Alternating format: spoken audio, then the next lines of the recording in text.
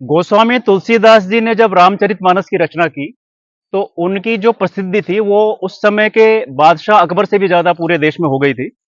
और स्वाभाविक था कि कुछ लोग उनसे ईर्ष्या भी करने लगे थे। अब मथुरा के कुछ पोंगा पंडितों ने एक षड्यंत्र रचा।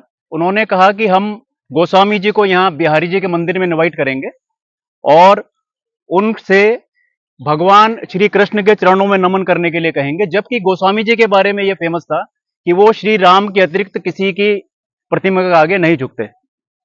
ऐसा षड्यंत्र हुआ। गोस्वामी जी को एक मैसेज भिजवाया गया और फिर हफ्ते 10 दिन में वो वहां पहुंचे। उनकी बड़ी आवभगत हुई, उनको रुकवाया गया और सुबह 4 बजे का समय निश्चित हुआ, जबकि गोस्वामी जी को बिहारी जी के मंदिर के दर्शन करने थे। तो हो गया साहब।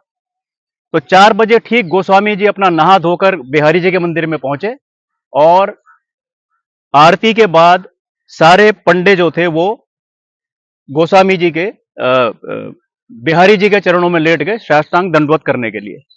अब गोस्वामी तुलसीदास जी खड़े रहे और उन्होंने उस समय यह दोहा बोला जो इतिहास में दर्ज है कि कहा कहो छवि आज की भले बने हो नाथ।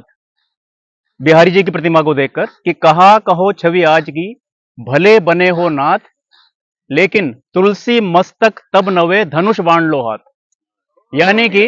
यानी कि आपका श्रृंगार बड़ा जबरदस्त है, लेकिन मैं आपके आगे तभी शीश झुकाऊंगा जबकि आप धनुष और बाण हाथ में लेंगे। ऐसा कहा जाता है, इतिहास में इस चीज का वर्णन है कि बिहारी जी के हाथ में धनुष बाण आया और उसके बाद तुलसी ने साष्टांग दंडवत किया।